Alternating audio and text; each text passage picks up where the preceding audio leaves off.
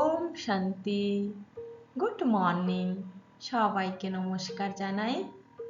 আজ 17 ফেব্রুয়ারি 2026 সাল। আজকে বাবা বলছেন বিশ্ব পরিবর্তনের মহা পরিকল্পনার করার কথা। আমরা কি পরিকল্পনা করি? তো আমরা কি পরিকল্পনা করব? বিশ্ব পরিবর্তনের পরিকল্পনা করব কি?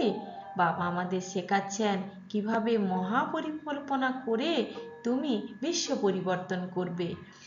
Self transformation is the seed of world transformation. তাহলে আমাদের পরিকল্পনার দ্বারাই বিশ্বের পরিবর্তন হবে। তাহলে ভাবুন, আমরা একটা সাধারণ ইঞ্জিনিয়ার নই, কিন্তু বিশাল বড় এক ধরনের মহা পরিবর্তনকারী ইঞ্জিনিয়ার। তাহলে পরিকল্পনা করব তো? চলুন আজকে দেখি আমরা কিভাবে পরিকল্পনা করতে পারি। গডলি ফ্যামিলির ওয়ান্ডারফুল চমকপ্রদ প্ল্যানিং কোনটি? গডলি ফ্যামিলির আশ্চর্য ও চমকপ্রদ প্ল্যান হলো ঈশ্বরীয় ফ্যামিলি প্ল্যানিং। বাবা আজকে আমাদেরকে বলেছেন, তোমরা তো অলৌকিক ঈশ্বরীয় পরিবার, তাই না? তাই তোমাদেরকে ফ্যামিলি প্ল্যানিং করতে হবে। সাধারণ মানুষ নিজেদের ফ্যামিলি প্ল্যানিং করে, তাই না? ছোট পরিবার, সুখী পরিবার। এবং আমাদের অসীম জগতের পিতা কি বলছেন? বলছেন যে স্বয়ং শিব বাবা এক সত্য ধর্ম প্রতিষ্ঠা করার জন্য বহু ধর্মের বিনাশ ঘটান। অর্থাৎ আমরা এখন সমাজে কত ধরনের ধর্ম দেখতে পাই, কিন্তু সত্যযুগ কি হবে? এক ধর্ম, এক রাজ্য, এক ভাষা।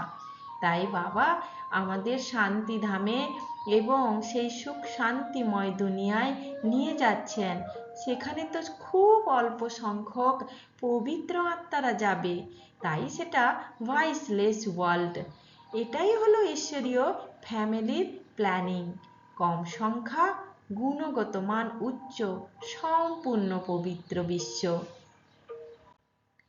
এই প্ল্যানের মূল দিকগুলো কি কি আছে? এক ধর্মের স্থাপনা। সত্য যুগে শুধু আদি সনাতন দেবী দেবতার ধর্ম থাকবে। লক্ষ্মীনারায়ণের রাজ্য, যাকে বলা হয় অমরলোক বা বিষ্ণুপুরী। বহু ধর্ম সেখানে থাকবে না। কলিযুগের মতো বহু ধর্ম, বহু বিকার এবং বহু মত সেখানে থাকবে না। তাই বলছেন সঙ্গম যুগেই তোমাকে এই সমস্ত ধর্মের বিকার তোমাকে দূর করে এক ধর্মে আসতে হবে।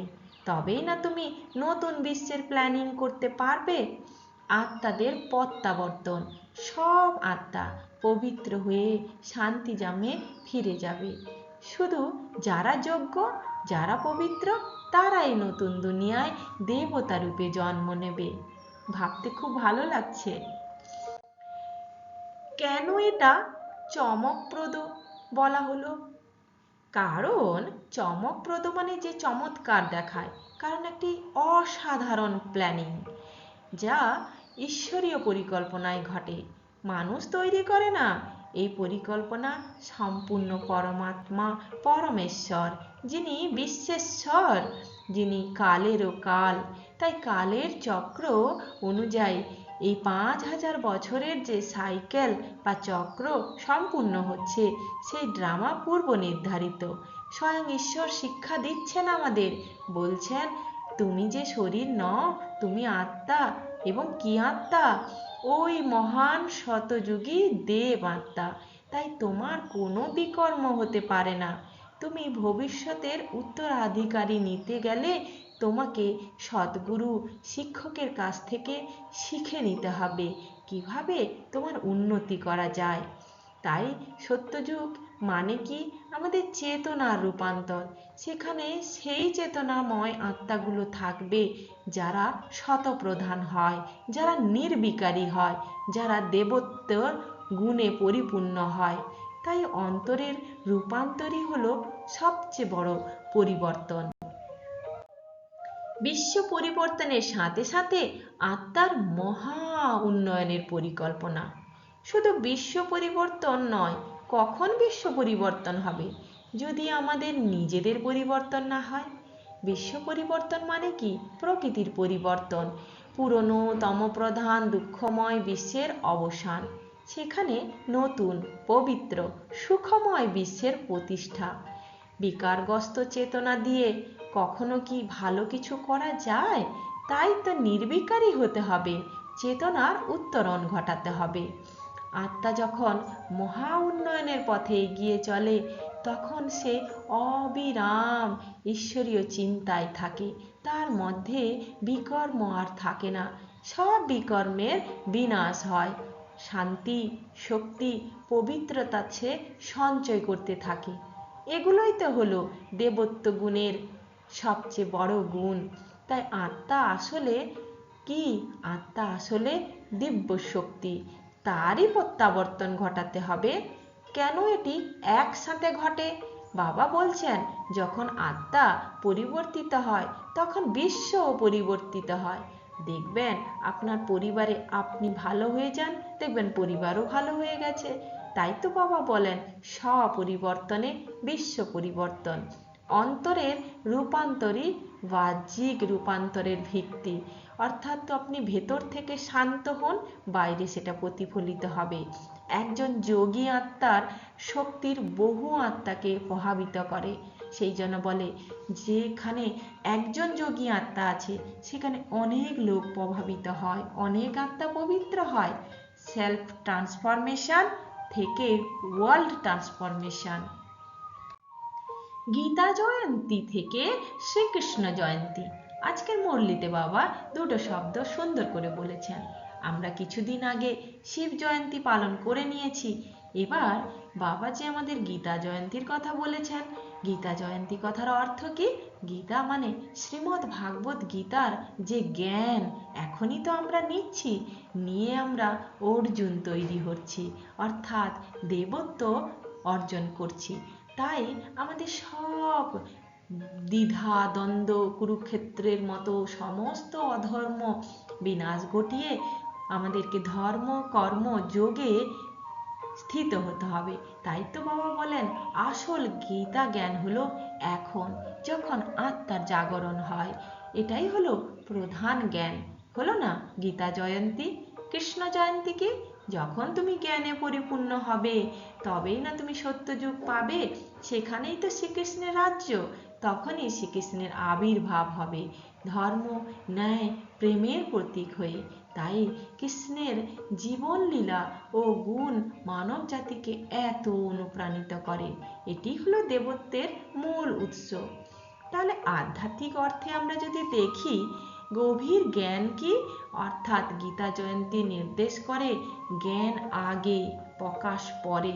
অর্থাৎ প্রথমে ঈশ্বরের জ্ঞানে নিজেকে জ্ঞানী করুন, তারপরে তার ফলস্বরূপ দেবত্বের প্রকাশ ঘটান।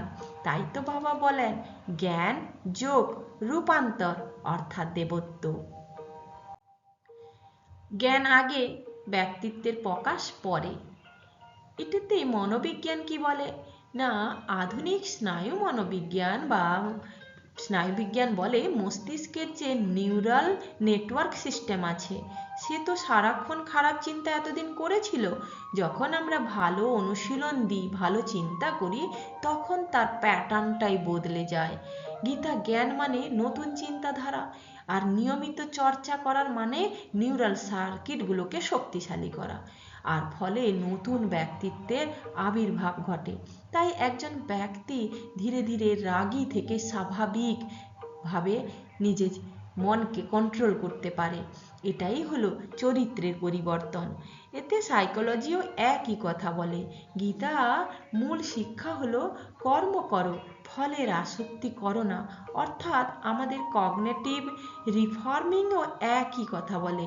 আমি ব্যর্থ ভাবনার বদলে শুধু শেখার কাজটাই করি না, ফল অটোমেটিক হবে।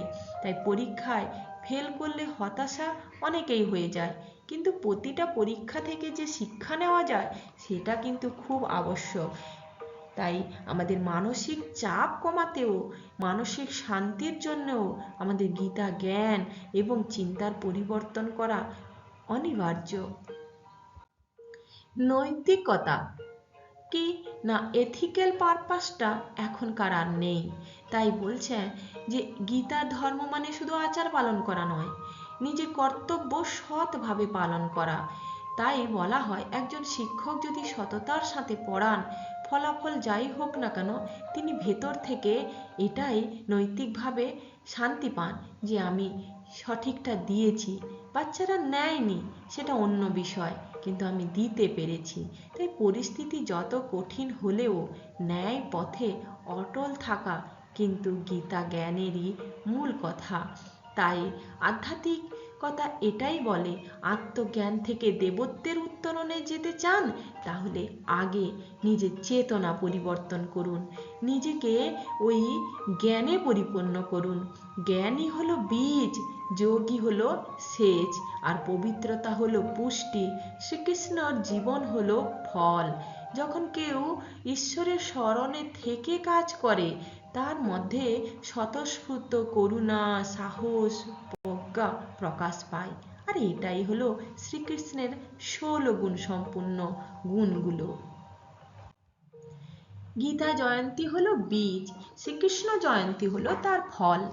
এই উপমাটি আমি দিয়েছি, তার কারণ কি না, গীতা বীজ রূপেই তো কাজ করছে, বীজের মধ্যেই তো সমস্ত চেতনা লুকিয়ে আছে।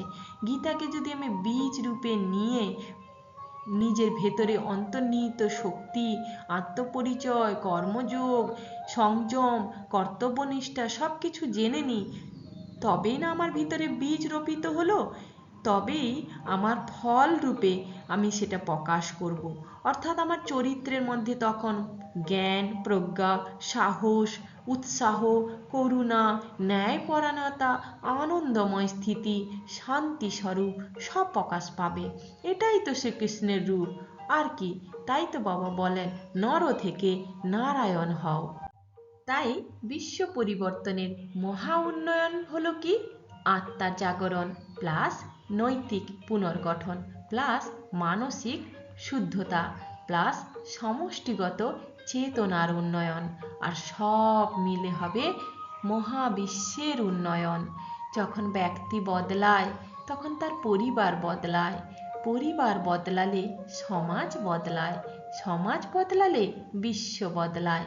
তাই পরিকল্পনার মূল কথা হলো self transformation is the seed of world transformation. ওম শান্তি। ব্রহ্মাকুমারীর এই সত্যযুগী স্বর্ণযুগটাকে একবার নিজেরা দেখুন আর নিজেকে ওয়ার্ল্ড ট্রান্সফরমেশনের জন্য রেডি করুন। ওম শান্তি।